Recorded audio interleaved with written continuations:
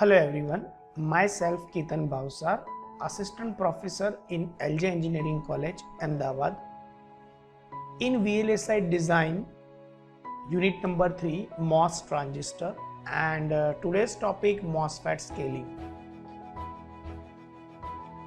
In previous session, we discussed about channel length modulation, and in channel length modulation, we discussed about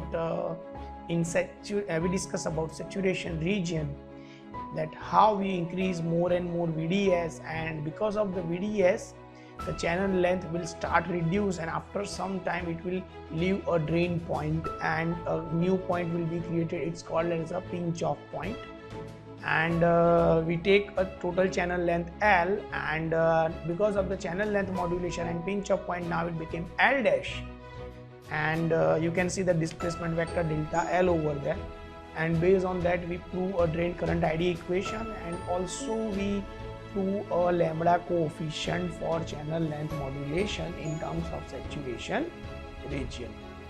So now we already discussed about channel length modulation and in depth in previous session.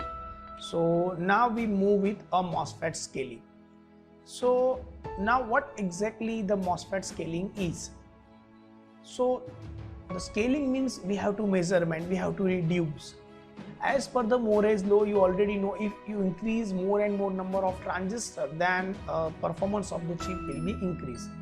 And for that we have to add number of transistors for particular chip area.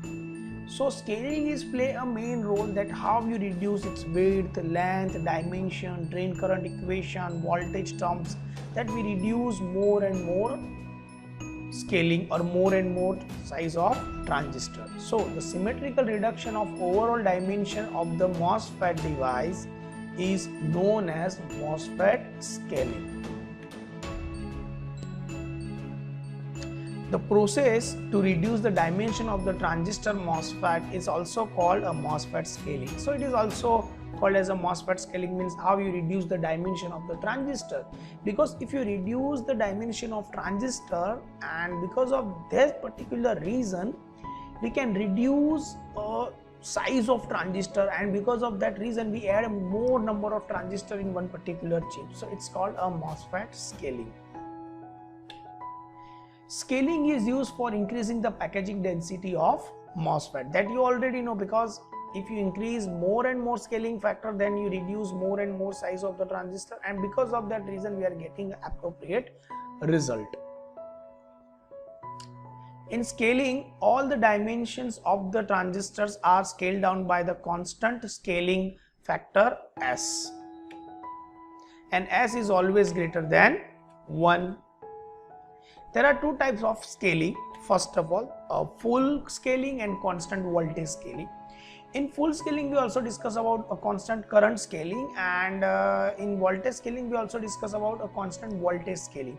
So there are the two ways that you can reduce the size of a transistor or the dimension of transistor.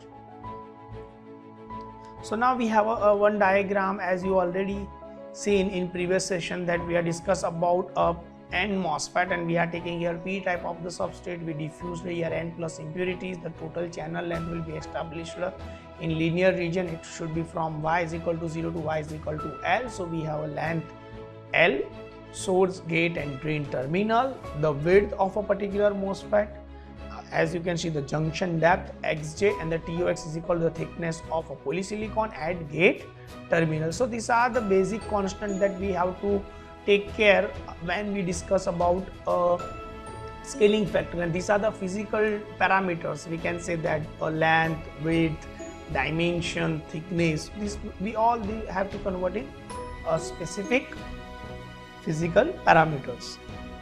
Now full scaling is also called as a constant current scaling or constant field scaling, that I already told you.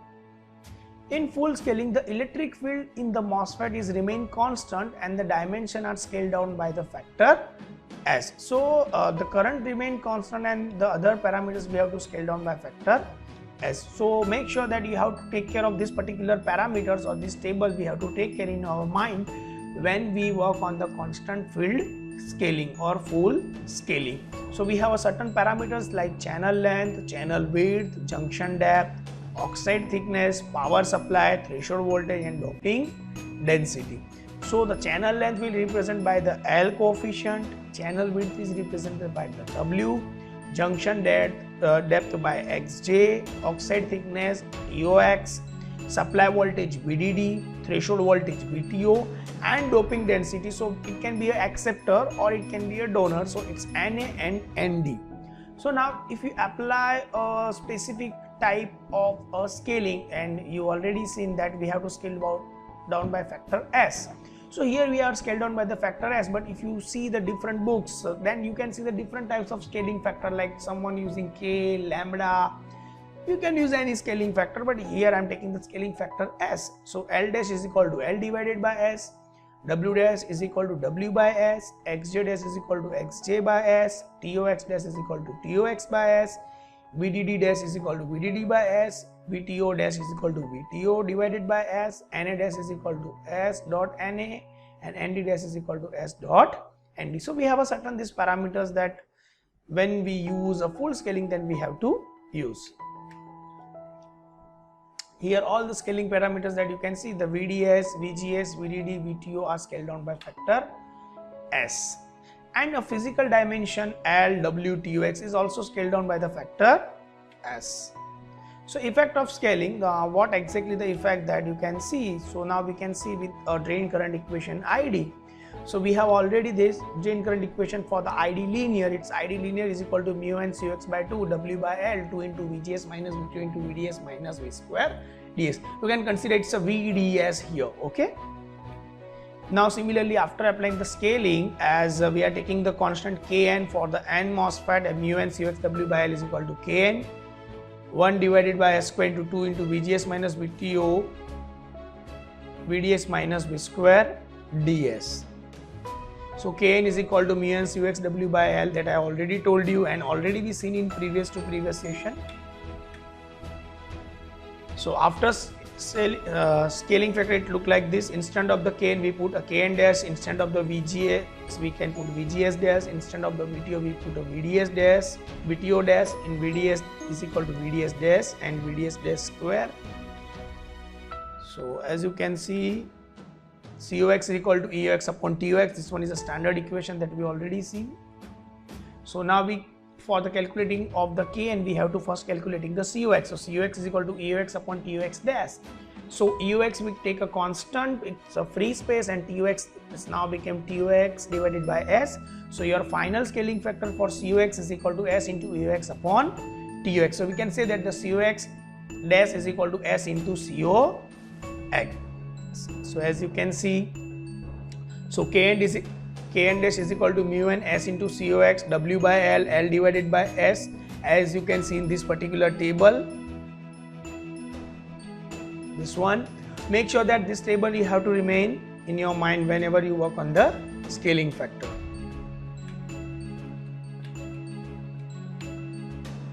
So now you can take S into mu n Cux W by L. So we can say that the Kn dash is equal to S into Kn. So now Kn dash, we have this equation. So now your final equation is look like this: S dot Kn by 2 into VGS by 2. They all are considered as a S coefficient.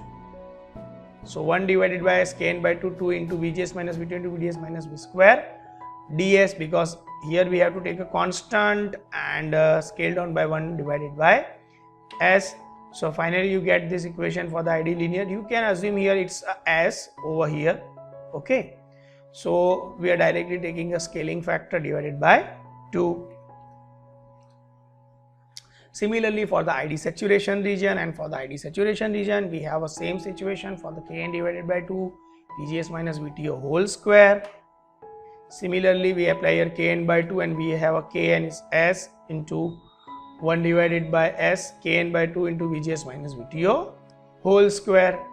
So similarly, you can also take the same equation, ID dash saturation is equal to 1 divided by S ID saturation. So similarly, we prove already for the ID linear and for ID saturation using scaling factor S. Now we calculate the power dissipation. So we have equation for the power P is equal to V into I. Similarly, we have a V is equal to VDD and the drain current I is equal to ID. So after scaling, we apply here P dash is equal to VDD by S and ID by S. So finally we can take a P dash is equal to 1 divided by S square VDD into ID. So we can say that the P dash 1 divided by S square into P, it's for the reduce the power consumption. So the power dissipation is reduced by S square factors, which is the advantage of full scaling. Now power density. So for calculating the power density, we have to take a area. So power divided by area is equal to VDD into ID divided by W into L, because here area we can consider as a W into L. So similarly we apply here VD dash, ID dash, W dash, L dash. So similarly we have all the scale down by factor S. So finally you are getting the area constant because all S will be cancelled out. So P dash area is equal to P by area. So power density is remain constant.